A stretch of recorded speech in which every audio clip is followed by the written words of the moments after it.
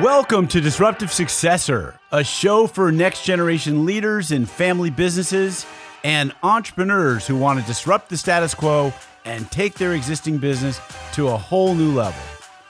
We all know that what got us here isn't going to get us there. This show will provide inspiration, advice, and resources to help you create massive impact. This podcast is sponsored by myself, Jonathan Goldhill, and my company, the Goldhill Group, where we provide coaching for growing companies. I'm Jonathan Goldhill, and my purpose is simple: to guide entrepreneurial leaders in family businesses towards more freedom and fulfillment. I want entrepreneurs to get clarity around the changes that will make them and their businesses more successful so they can experience the same freedom I've enjoyed in my life. Our proven practices challenge business owners to think differently about their business and how they're running it, and quite literally become game changers in our clients' companies. Learn more at thegoldhillgroup.com website, where you can schedule your free strategy session.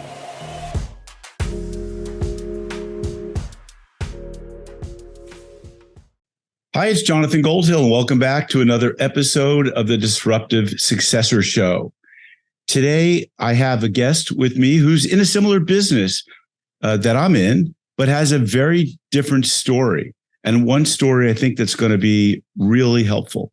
So prior to coaching and consulting, Robin Osborne was at the helm of her family business for 33 years in Southern California. She took over for her father at the age of 21, managing over 40 employees with an employee retention record of over 28 years. With big shoes to fill and the company facing adversities, Robin found and implemented the operational tools that doubled the company's revenue in only 18 months. This experience gave Robin an intuitive understanding of both the employees' and customers' needs and catapulted her into the career she has today. Today, Robin is an executive coach and business consultant who was recently given a second chance at life after undergoing emergency surgery to remove a baseball-sized tumor from her brain. Remarkably, the tumor was benign, but her recovery was no small feat. It took Robin a year to walk 1 mile. The same tools she uses to inspire transformation in her clients helped her achieve miraculous results in her own recovery.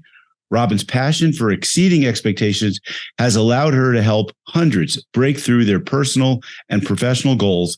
And through this work, her own practice continues to develop. Robin, welcome to the show today. Hi, Jonathan. It's great to be here. So what a great story. Let's just start with, take us back to you're 21 years old and you're stepping in at the helm of your father's business. And so what was the business? What were the circumstances? What was the background that, did you grow up in the business, watching it as a child? Like, take us a little bit back to, who was Robin Osborne growing up and then launching into that business? Absolutely. Well, I will say that first and foremost, I'm a twin.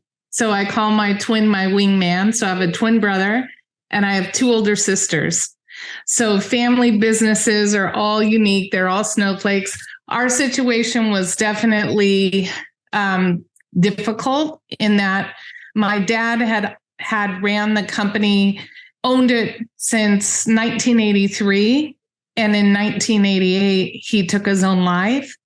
So we were actually working in the business. And so I understand when the parents aren't wanting to let go.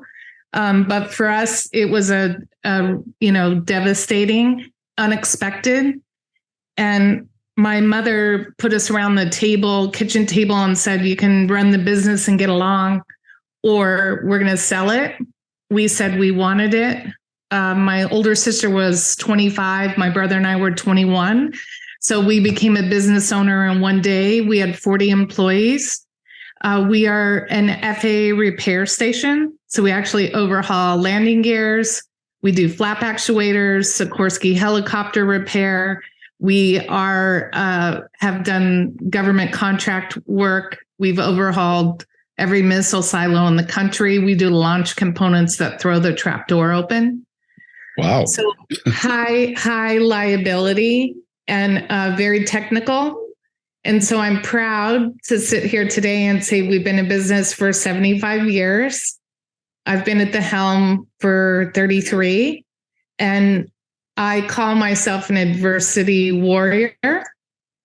That's amazing. I mean, and so was there a choice to choose between you and your brother where you made co-CEOs, which you and I know probably is a mistake in any business, but what was the process for putting you at the helm and not one of your other family siblings? So I'll say in 1988, my mom became the president of the company. So she took over as far as ownership. We have been at the helm from the operational standpoint. So in 30 years, my mom spent 2 days visiting us. She literally is the art of delegation. So I think through that true, it's your baby. And can we be clear though? Are we talking delegation or abdication? What was it really? Well, she let us take it and run with it. Okay. And so we had 100% responsibility. So for a 21-year-old, we at the time were doing 2 million in sales, I believe, or 2 or 3 million when I think back. So I felt like I was 45 years old because of it, the responsibility, and also when you're that young, what I would say from a leadership learning perspective is it took about 5 years to earn the trust and the respect of the employees. I bet it did. Yeah. I mean, what does a 21-year-old know about running a business or about managing people? And I imagine a lot of these people were much, much older than you. You're in an industry that really required a lot of knowledge, specialized skill, training. So how did you go about earning that trust from them? What was that process like? Do you remember? Yes. For me, it was really about one-on-one, about helping them understand that first and foremost, you care. So I knew every one of our employees. I knew their kids' names. I would check in. I was personable. I made the right decisions. So as far as right decisions in that, we are lucky because we had a very dedicated, loyal crew, team, tribe of people. When, we made some big mistakes, just being young, and then the way you dust yourself off and course correct is really truly how you earn the respect. And also from a care point of view is that we always did things, treated them like ourselves, in that I think because of the way we lost our dad, it was a we, not a me. And we never fought. We didn't have the toxic, unhealthy relationships that can be created in family businesses out of entitlement or individualism. It was really about building a legacy, like honoring my father and continuing the legacy. So it wasn't about ego. And for that, I'm very grateful for. So when you talk about, Good to Great, Jim Collins, the book Good to Great, is that it's really about values and about building something greater than yourself. And I can honestly say we did that very young. So it's really quite amazing. So I know you know a whole lot about organizational structure and design and the accountability chart, which you've been teaching to clients for, I'm sure, more than a decade. But back then, you probably didn't know a whole lot about that. And so the different siblings, did some people do, okay, you're on the inside of the business, you're on the outside, or did you know enough to say, you seem to be strong in operations. Hey, you're really good at finance. Hey, you're good at, leadership. Like, how did you divvy things up back then? We knew our unique abilities, and we each took a separate seat. So we were not on top of each other. Twins are very yin and yang in that. So, and then my middle sister, she's more quality oriented, had worked there since 1979, luckily. So she had a great pulse, and we had gone there from right out of high school. So we did have knowledge. We were working in the company. We weren't expecting to be owners, but I actually went to college while I worked. So I got the, academic knowledge, and then would come back and bring it into the workplace.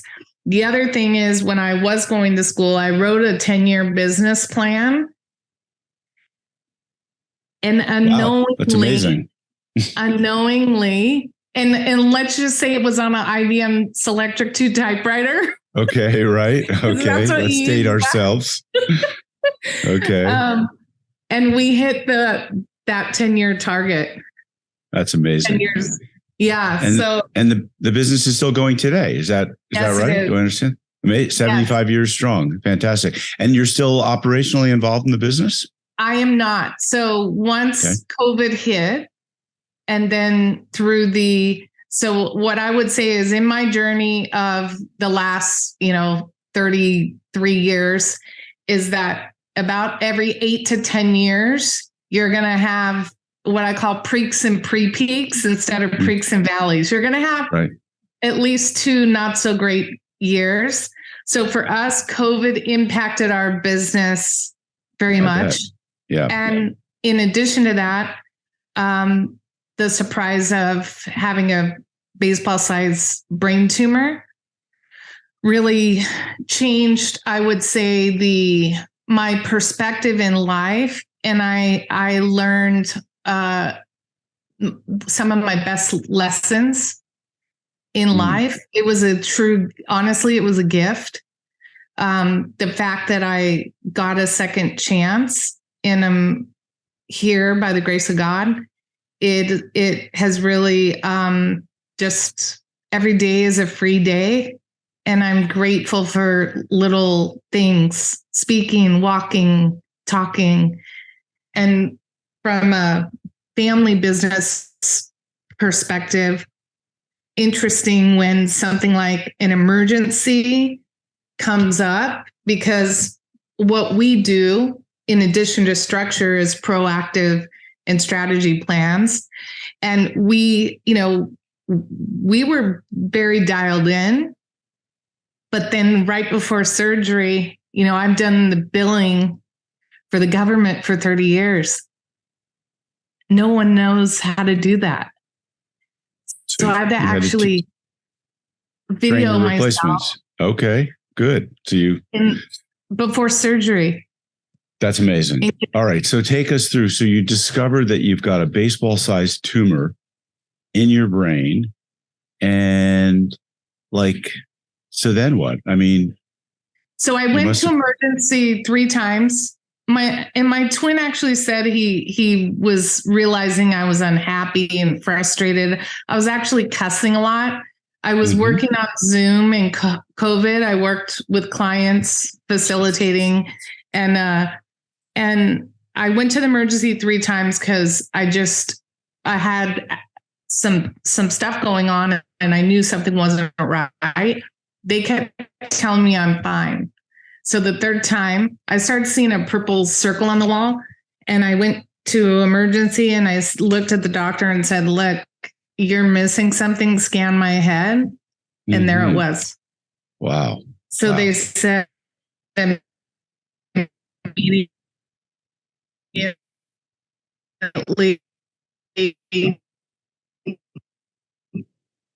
this is going to take your life. You're a couple days away, because the pressure was so bad. I've had it my whole life, and it just continued to slowly grow.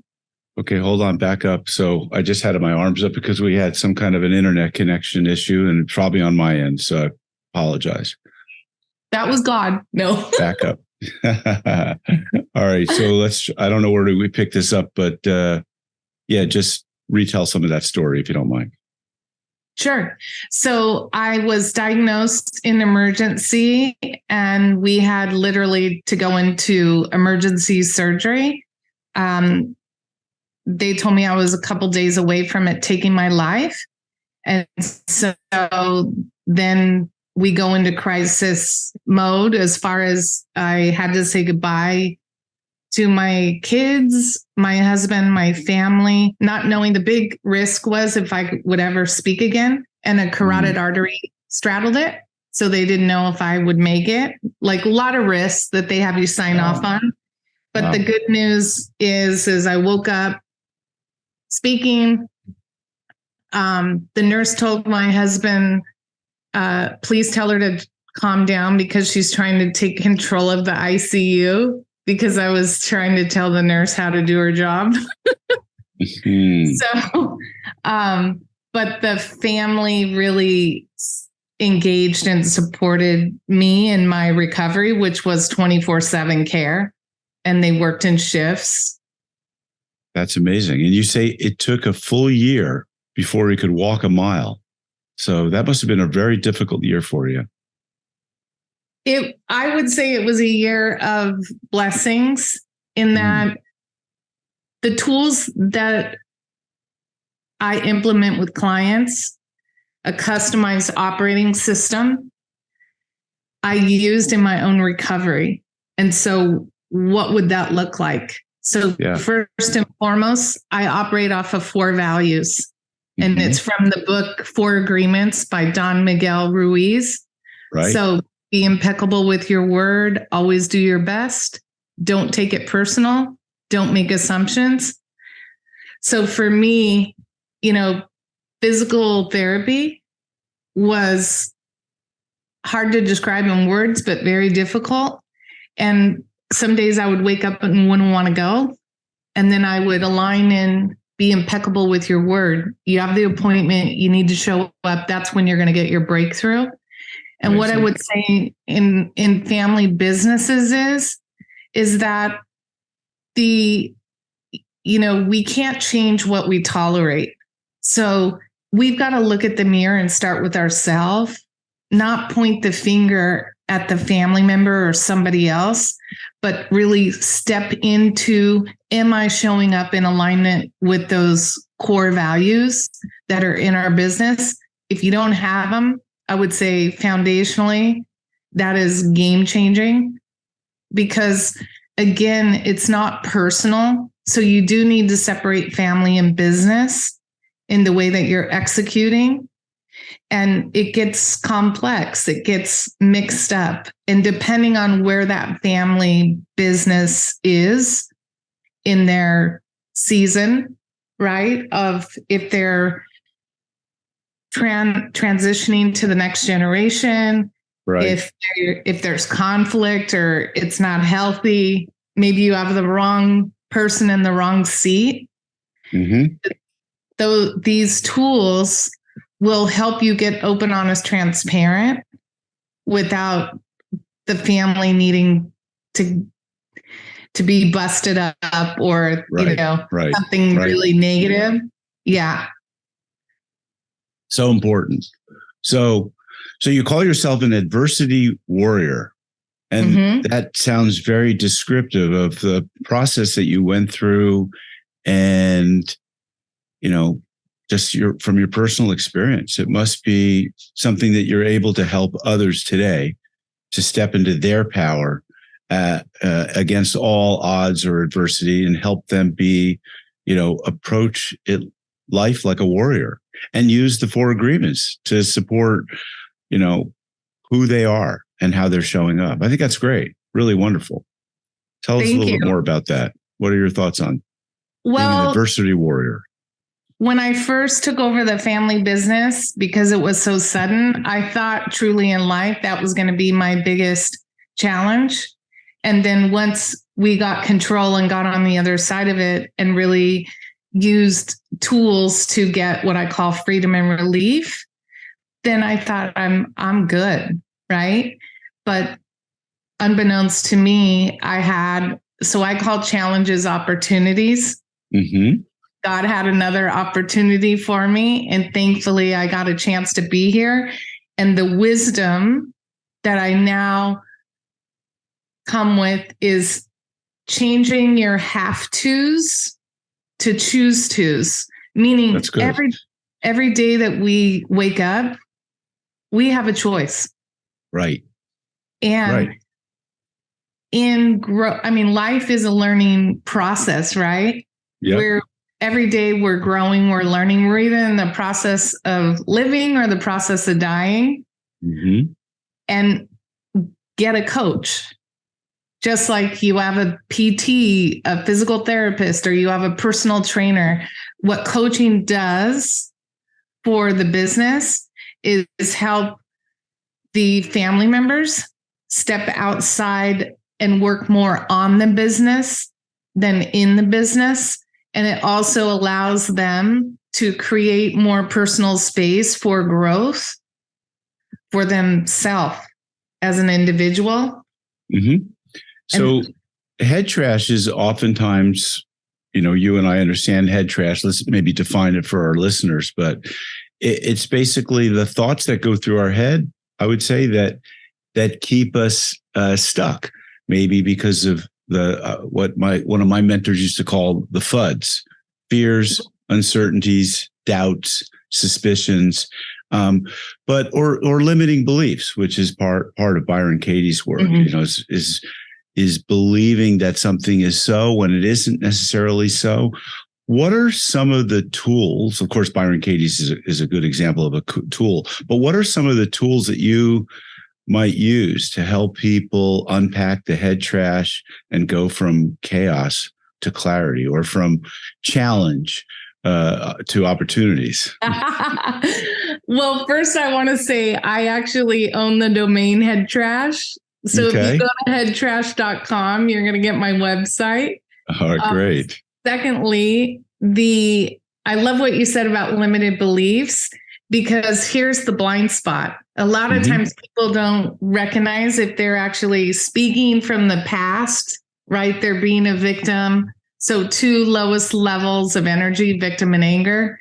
Mm-hmm. We want to come from, servant leadership, win-win. Mm-hmm. But also we may be dealing with assumptions, interpretations, or in family business, there are limited beliefs are strong. Yes, exactly.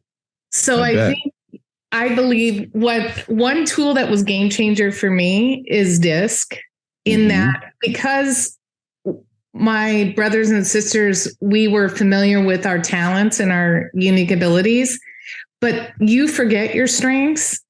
And you also need to get clear on what your motivational drivers are, because not everyone is the same. So different values, different things are going to inspire and empower each family member. So as far as the tools for head trash, my go-to is DISC, and then through coaching. So I really listen. I'm not certified in NLP, but what I'm listening for, so when clients are using words like "we're trying" or "I don't know," kind of, sort of, probably, I think so, there's no clarity there. Right. So those are great. So let's back up for a second, because you use an acronym that people probably are not familiar with. NLP, which stands for Neuro Linguistic Programming, which I first learned about in a Tony Robbins workshop here in New York City in 1984, I believe, when I walked across the hot coals on a Thanksgiving weekend and outside of a famous old hotel. But I think NLP is fascinating. And so, a little bit about it sounds like. So just, describe it in your own words. And maybe you just did with those, I think, I can, I'm trying. There is no trying. There's either do or no do, Yoda said, right? So like my definition of trying is admitting failure. Okay. So you can really, I would say listening is a beautiful talent, a beautiful strength to what I would say strengthen the muscle for every person in a business, because with families, we're conditioned we've known them our whole life. So we're not completely present or really listening to hear. We're listening to react. Yeah, that's true. And ego. So I'm more dominant. I would assume I already know the solve, right? So if we're meeting, my attention span's already shut off because we're just going to go with my solve. Well, that's a stuck. What I recognize through the tools, through implementing the Freedom Framework in my company, is that I had to take a step back and really look at how I was engaging. And you can also, you can make a change today to look forward and let go of the past. So a lot of families are still dealing with what happened last week or last year, or they're carrying burdens. They have a chip on their shoulder. So we need to get healthy. And really, if we're 100% all in, all on the same page for achieving a compelling vision, then we do need to work on the head trash. Right, and so sometimes you gotta. You talked about a freedom framework. What or frustration to freedom framework? What is that exactly? Frustration to freedom framework. First and foremost, what I would say is, as a coach, I believe, diagnosis before examination is malpractice, right? So what I would say is, depending on each company's unique, wherever they are, they're, like I said, people are snowflakes and so are businesses. The freedom framework is really about looking at the company, dumbing it down. You have people, you have process, you have a playbook, you have performance. It's key components that we're going to look at to see what's working, what's not working, what is going to give us. And here's the other thing, a new, I would say, aha for me is that family businesses are not using the right measurables, KPIs to drive the business.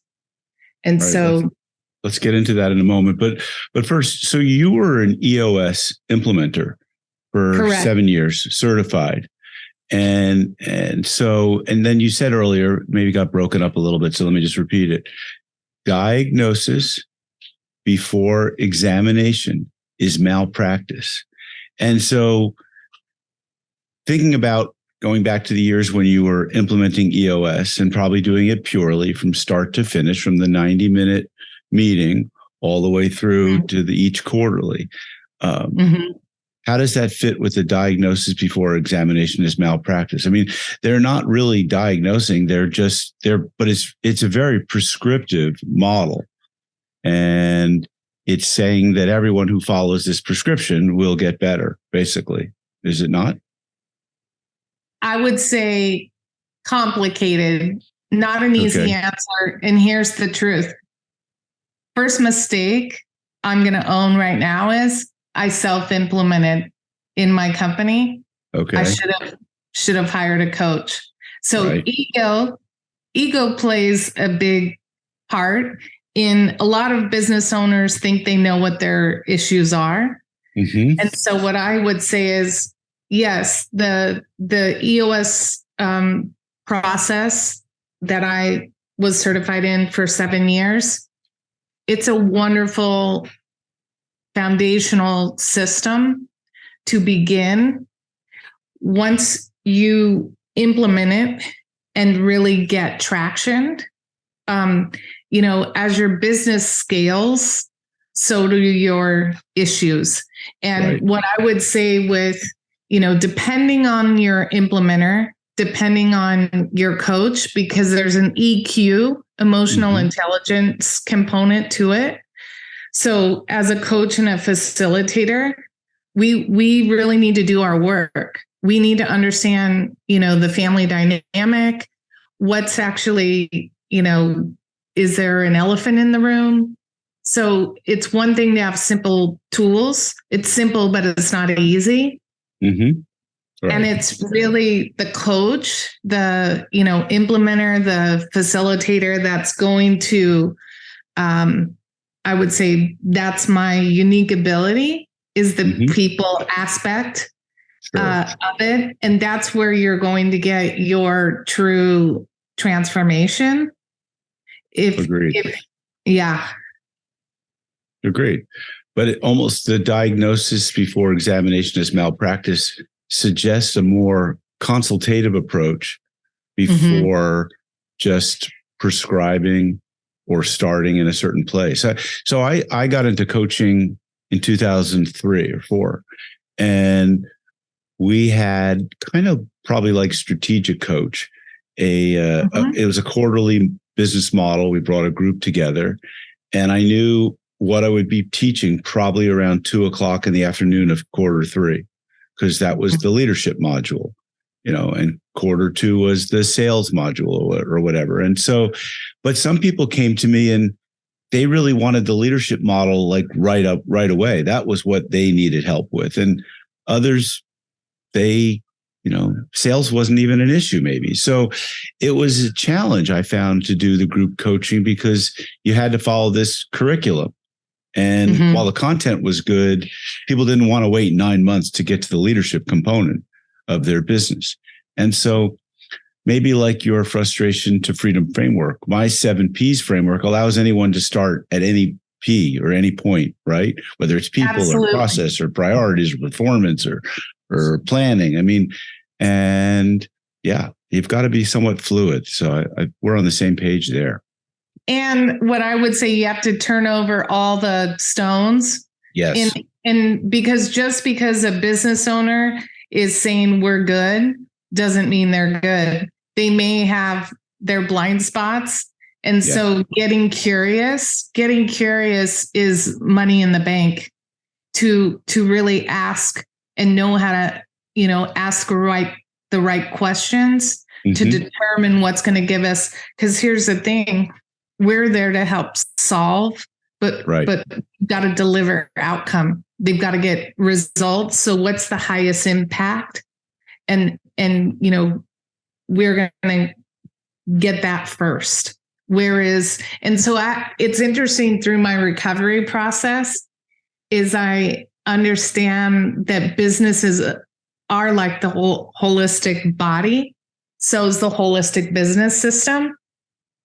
And, blood pressure, oxygen, the key health components are just like the KPIs regarding cash flow, revenue concentration. All of that is what I would say. One of my favorite sayings is we have to stop firefighting and become smoke detectors.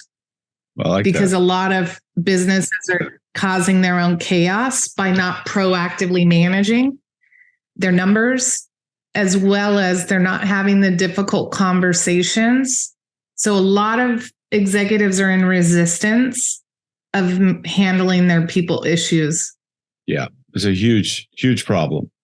And sometimes exposing it in a public workshop with the group can be a very difficult and very painful experience, as I just witnessed with a client just a few months back. So that right people, so what did right they seats. Say? Yeah. What? Praise in public. Yeah. Right. Yeah. And criticize in private. Yeah. We try to do a public process around rating people for fit to the different values, and using the GWC, which is gets it, wanted, capacity, or, I mean, I had a different acronym that in the US, and voting on people, whether they yes or no, got it. And there was one person, actually the leader, the CEO of the company scored the second to lowest on the values, which was shocking, not shocking actually, but kind of disturbing. And one of the VPs got very low marks from the others. And it was a bit of an uncomfortable, somewhat humiliating process that I would never do publicly ever again. So live and learn, make mistakes along the way.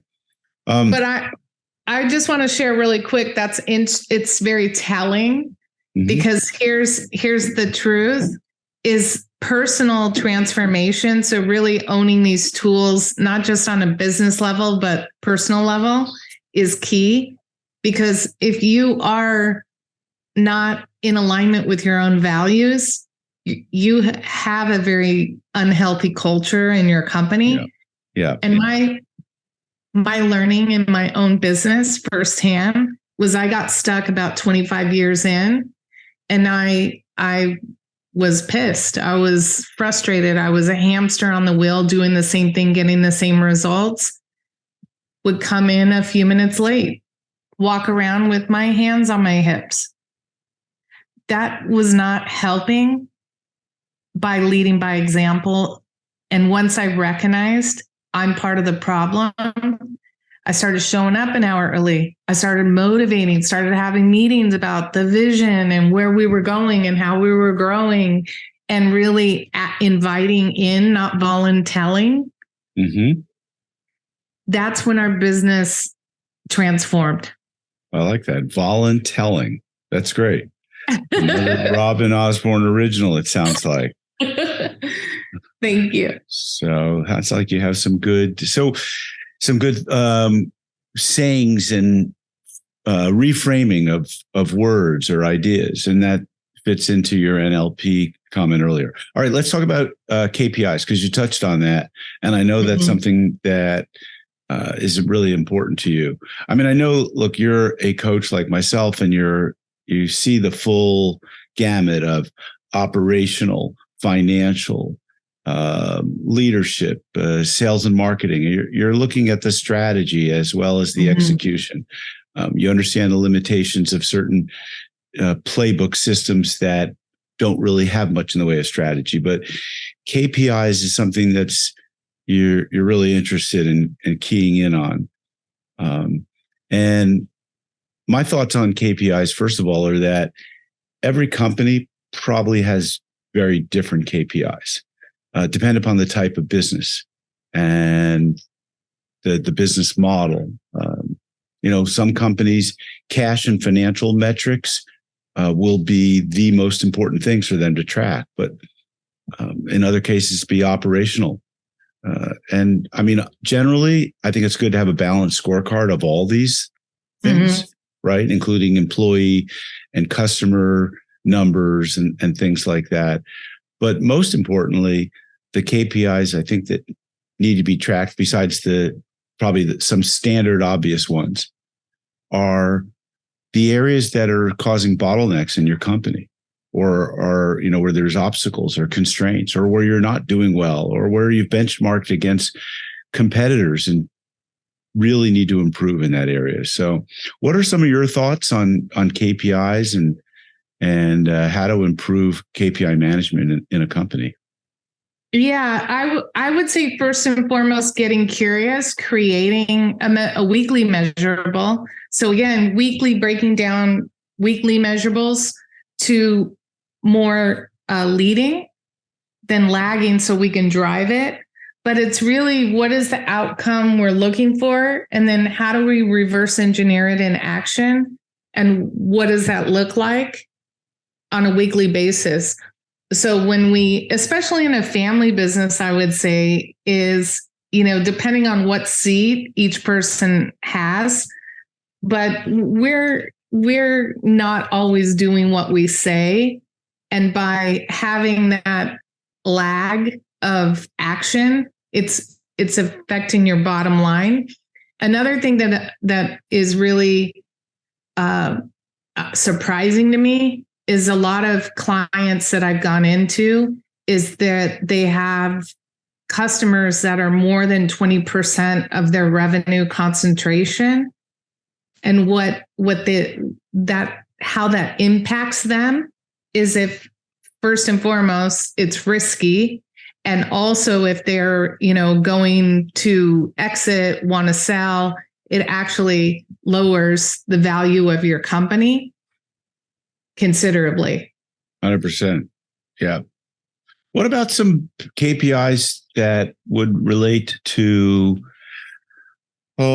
maybe the number of hours that you work in your business, or the number of days that you take off? I don't have any clients that track those on a weekly scoreboard, but I know that Dan Sullivan, strategic coach, talks about counting up the number of free days that you have and the importance of that. And I know he's probably talking to a lot of professional service providers. These could be wealth managers, finance and insurance executives, and, really taking time away from the business. I think is super important. But, given what you went through personally and the transformation you went through, I imagine you must have some thoughts around people tracking their personal improvement, their personal health, and that you find there's some correlation between business health and personal health. So I want to just open that up to there's your thoughts on the subject. I'm very passionate about this. I'm a Catapult certified coach. What is Catapult? It's a KPI centric software. What they have is for CEOs and executives is they have 7 drivers. The first one is called a U driver. So what is a U driver? This is the professional breaking down what really, makes them fully charged. What is it that we need to do quarterly, weekly? So how many books are you going to read this quarter? How many dates have you gone on with your significant other? Is it going to be once a month, twice a month? So what do you value? If it's time with your kids? Because I see, and I'm going to be honest, especially since I lost my father from depression and he was very overwhelmed by the business, is that taking care of you first really is being a true leader. Because if you're coming in, didn't sleep well, haven't exercised, a little too much wine the night before. So what gives you your best? What does that look like? And so, we coach on that, because a lot of, I just talked to a, VP of a very, public company. He's second. Well, from what I experienced with ignoring my health issues, almost killed me. And we really need to be proactive in our own weekly, quarterly, or monthly measurables, and relationship as well. Because the two things that if you do a balance wheel, it's going to be time and relationships, friends, family, that are going to be low. And that really energizes people, because why are we here? 100%. Yeah. The wheel of life exercise was something I started doing back in 2003 with clients, and is really helpful tool for coaching, because it helps to figure out where your wheel is flat or not very expansive. And our job is to help them make that more expansive. So, and Robin, I was going to say the head trash around time. So here's where you take shift the mindset and then create a measurable. So delegation is not something that comes natural for a lot of leaders. Yeah. So from a coaching standpoint, I challenge the executive. What's how many hours a week are you doing your paperwork? 5 hours a week. Okay. You and the best version of yourself, how much value do you add to the business? $5,000 an hour. Okay. That's $25,000 a week times 52 weeks is $1 million. That's the opportunity. That's it's costing you to do 5 hours of paperwork a week. Amazing. That's great. Yep.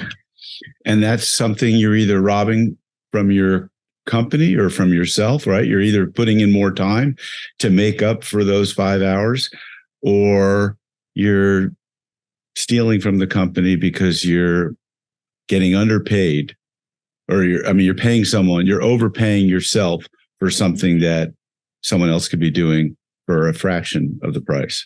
So the insight I would say to end on is what you and I do in helping business owners become and people better is priceless. 100%. I agree. All right. So Robin, if people want to learn more about Catapult, you have an offer to make. Is that right? I do. I would love to spend 30 minutes with you and first and foremost, seek to understand. So again, I want to know where your pain is. I want to share the tool. You can go to followupwithrobin.com. That goes directly to my calendar. And I look forward to meeting you. That's a great call to action. I appreciate the offer. I think hopefully you'll hear from some people on it. Robin, it was great to have you on the show. Your story is literally life-changing. And I love the paradigm shifts that you've brought to this conversation and that you probably, I'm sure, bring to all of your clients, just in repositioning some of the words and thoughts and the head trash. It's a great story around family business, and you do sound like you truly were and are a disruptive successor. So thanks for being on the show. Let me make sure I'll get you a copy of my book. Folks, you know the drill. If you like this show, share it with people, tell people about it, give us a great rating on your podcast listening application of choice, and stay tuned for future episodes. Thanks a lot. This podcast is sponsored by myself, Jonathan Goldhill, and my company, the Goldhill Group, where we provide coaching for growing companies. I'm Jonathan Goldhill, and my purpose is simple: to guide entrepreneurial leaders in family businesses towards more freedom and fulfillment. I want entrepreneurs to get clarity around the changes that will make them and their businesses more successful so they can experience the same freedom I've enjoyed in my life. Our proven practices challenge business owners to think differently about their business and how they're running it, and quite literally become game changers in our clients' companies. Learn more at thegoldhillgroup.com website, where you can schedule your free strategy session.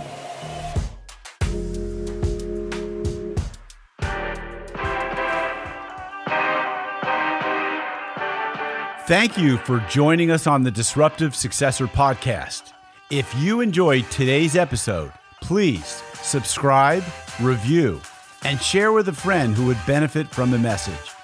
If you're interested in picking up a copy of my book, Disruptive Successor, go to disruptivesuccessor.com.